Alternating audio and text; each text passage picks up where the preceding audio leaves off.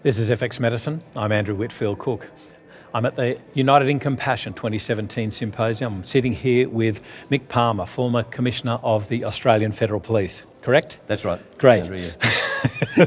I'm getting used to these titles. Mick, you've just been on a panel, and part of that panel has been discussing the role of law enforcement and indeed the issues they face. Can you please give us a preempt or a prologue as to where the police force is at in Australia, both on a state and a federal level, with regards to cannabis? Well, I think there's, I can't speak definitively for all of the states in Australia, of course, or even for the federal police for that matter now, as a former member rather than a current one. But there's a lot of sympathy, a lot of understanding and sympathy for the situation involved in surrounding medicinal cannabis by police, both at the senior and the operational level. A lot of discretion currently has been exercised for some time. Lucy Haslam, as you probably know, is a classic example of that, who was married to Lou, a former New South Wales drug squad detective. The regional commander in that area really put out a mandate that discretion should be exercised to allow, to make sure that no action was taken against Lucy and Lou for supplying cannabis, or for young Dan, who was receiving cannabis as a terminally ill bowel cancer patient. Yeah. Those sort of examples, are not infrequent. But the problem with this current arrangements is that, the reality is that it's a poor law at the current state of play to put young police officers in a situation where they have to exercise individual discretion, and more importantly, to put the families of particularly suffering young men and women and children, and many of these people, as you know, many of the families who are seeking medicinal cannabis are seeking them for young daughters or sons who are suffering. They're becoming criminals by way of severe epileptic fits and the like. So for them to feel like criminals and having to purchase cannabis unlawfully, and to be unsure as to whether, if in fact somebody becomes aware of them doing it, they will be facing criminal action, and there have been cases in the last 12 months where families have been threatened with criminal action, is a dreadful situation which should never apply. It puts police officers in an awful situation.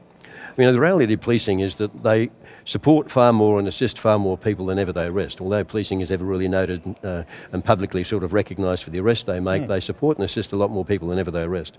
And to put young police officers in a situation where they have to exercise discretion about whether or not they should take criminal action against somebody who they know is just trying to support somebody in a dreadful medical situation is completely inappropriate. I think part of the issue is that a lot of people don't realise the oath that policemen take. Yeah. In that they themselves have to adhere to the law. They can't be seen to be taking a stance, if you like, a moral stance even. Well, that's right. Theoretically, at least, you can't just apply the laws you agree with and ignore the ones you don't. Yeah. But you've always had the right. There's always been a right to an exercise of discretion, but it's an imperfect arrangement. You can always be criticised for exercising discretion in a situation where there is clear evidence of an offence in front of you. So if I witnessed somebody buying cannabis, for example, whether or not I know, even if I knew they were buying it for a critically or terminally ill child, what is my base? The law says I should make an arrest. I exercise the discretion not to. There's no guarantee I won't be criticised. For a start, that somebody won't make a complaint about the fact that I saw Mick Palmer witness somebody buying drugs and he did nothing about it. That could have me facing a disciplinary offence. I don't know what my senior officers may or may not say about it. So it's an uncertain situation. What about legal issues? Well, you could legally face a charge of neglect, certainly a disciplinary charge of neglect of duty, but that's very rare and that's not unlikely. That's not likely to happen. But it's not a satisfactory situation to apply. There should be a certainty. Police officers should know that in those circumstances you can exercise discretion not to prosecute or not to arrest or take any action, and you won't be criticised for that decision. But that's uncertain. That's a case-by-case situation, and as I said, more importantly, the people who are committing the criminal offence, inverted commas, to buy the cannabis for a sick family member, it knows they're committing a criminal offence and has no idea what the attitude of the police officer is going to be if they become aware of it. So part of the issue I see is, one, they are put in the position that they have to be purchasing that from a black market person, and it's not from a legal dispensatory agent. That's right. That's one of the issues, and part of that sort of goes back to the law. So this is so prevalent in our society. The police are blamed for something, for doing their job, which they are bound to, but it's actually the legal system that is the cause of that disgruntlement, not the policemen doing their job. Exactly right. I mean, poor laws always put police officers or unpopular laws always put police officers in conflict with the community they're trying to serve, and they're sworn to serve. I mean, that's their job, is to uphold the peace. And people don't realise that. And, you know, we're here to support the public and serve the public. And you want to try to create an arrangement whereby almost every law allows police to engage with the public, support the people who are the victims of any crime that may have been committed and need assistance and support, rather than be seen as the enemy in those situations and to isolate the very people you're supposed to be engaging or supporting. And with laws like medicinal cannabis, the police are seen as by many as the enemy. They're certainly frightened and fearful of them. They're not likely to engage or tell them the truth about what they're trying to achieve or what they've just done. All of that's wrong. The police officer, if he does take action, is going to be very unpopular with the people who he's take action against and anybody who knows them. So he'll be castigated, or she'll be castigated for that. I mean, and in fact, all they're doing in actual fact is, you know, upholding the law of the day, and everybody will exercise discretion in a different way. The whole situation, frankly, Andrew, is very unsatisfactory. So in the situation, in the instance of Lucy Haslam and Lou and Ben, who was at the centre of this, and there was an order that went round, or the order is the wrong word, correct? Or a communication that went round that said, listen, don't prosecute. Is that a more of a favour type thing? And indeed, how would Mrs. Joe Blow, who has an epileptic son who is faced with prosecution from all quarters, how would they then reach the same state of grace, shall I say, in the eyes of the law, the same favour? How would they get to that point, given that unfortunately we're in a situation right now where the police haven't moved as fast as we'd like? Well, how do we get there? Well, unless the Commissioner of the force concerned is prepared to issue a mandatory discretionary authority, if you like, that says it would be quite appropriate for police officers in these circumstances to exercise discretion and not take action, so that people know, young police officers know, that if I operate in that way, I'm not going to be criticised and I can't face punishment. Without that, and in Lucy's case, I think it was an absolutely sensible exercise of discretion by the local commander, supported, as I understand it, by the Commissioner of Police at the time. So it wasn't a favour; it was a situation where they exercised common sense discretion, and it worked very positively for young Dan, but you couldn't say that every area commander would do the same, and we do fall short, or we did then, and I don't think the situation has changed, of having a mandatory guideline, if you like, or an exercise of discretion mandate that makes it clear. That would cause more problems than anything, wouldn't it, with the black marketeers?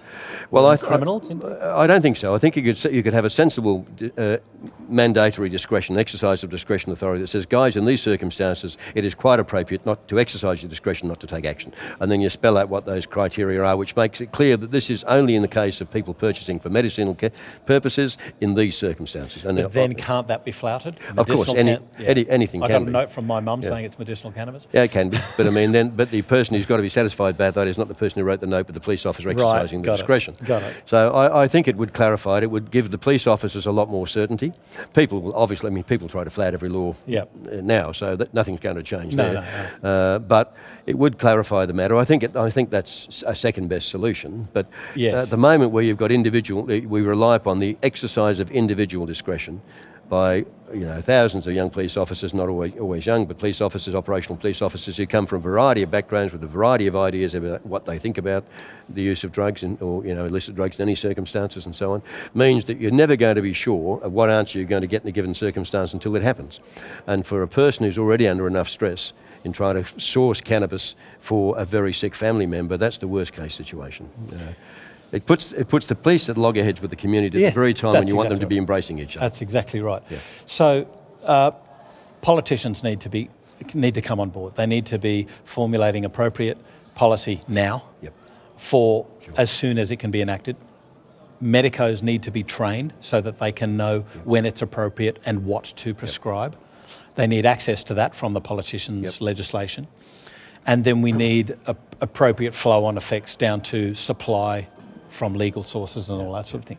So how long, in your experience working as a police officer, in the realms of politics, I should say, how long do you think this is going to be?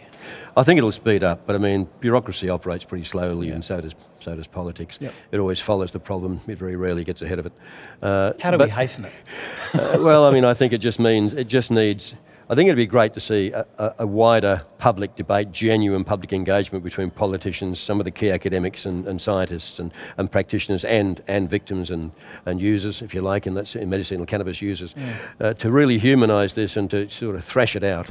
The whole focus ought to be on trying to ensure that everybody is focused on an agreement as to what the outcomes are we're trying to achieve here, which really surely has to be minimising the harms that are being created by the illness and maximising the benefits that can be achieved. And to the extent that medicinal cannabis is part of that, let's try to ensure, doing everything you can to ensure that you're putting in place the arrangements to allow that to happen.